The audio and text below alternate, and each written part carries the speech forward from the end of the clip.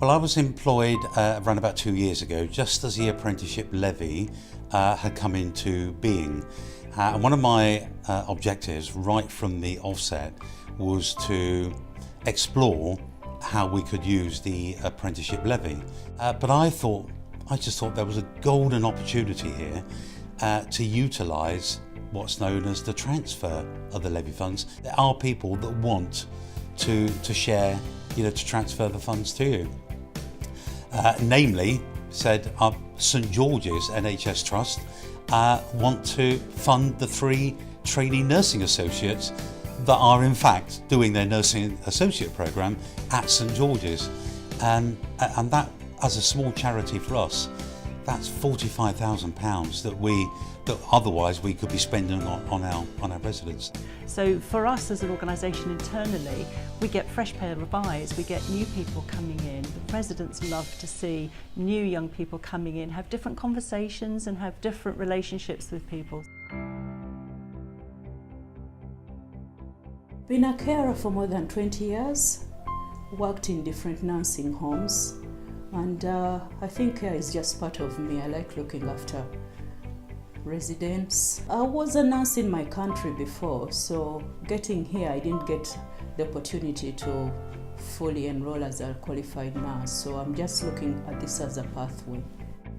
When I finish the apprenticeship, I want to stay here, work along with the nurses. I'm now beginning to look at their medication, their conditions, so I'm trying to look at everything in depth, from a different perspective.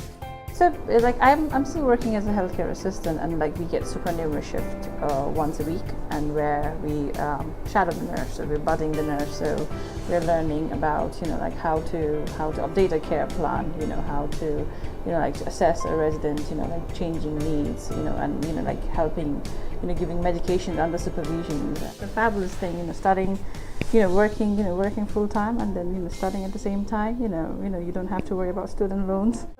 After I would love to get my pen, and then after a few years of practice, I would love to do a further course and be a registered nurse. Well, I'm 43. I've always wanted to be a nurse, but kind of never been in the right place at the right time. As a trainee nursing associate, obviously you have more responsibility because you're learning. You're getting an opportunity to put your learning into practice, whether that's taking blood pressures, vital signs, assisting the nurses with care plans, but it also gives you greater value in your role. So whilst I love being a HCA, obviously you get a little bit more respect, and obviously you get that opportunity to develop your career. I love the fact that I can earn full-time money whilst I train. The Star and Garter have been incredibly supportive in giving us one-day release for university a week, so obviously that's part of our working week. So that obviously is a bonus that I then don't have to do that on my day off.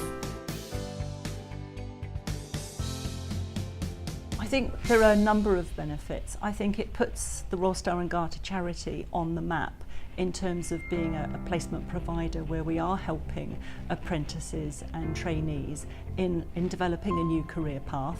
I think it's really important that as a charity we're able to give something back to the community and also to support the future of nursing, which is nursing students and nursing trainee associates. I think for a care home, to have people coming in and understanding the relationships in long-term care, where you are about developing a rapport with people, where you're understanding their lives and getting to know them as individuals, providing really wonderful person-centred care, is something that's incredibly special.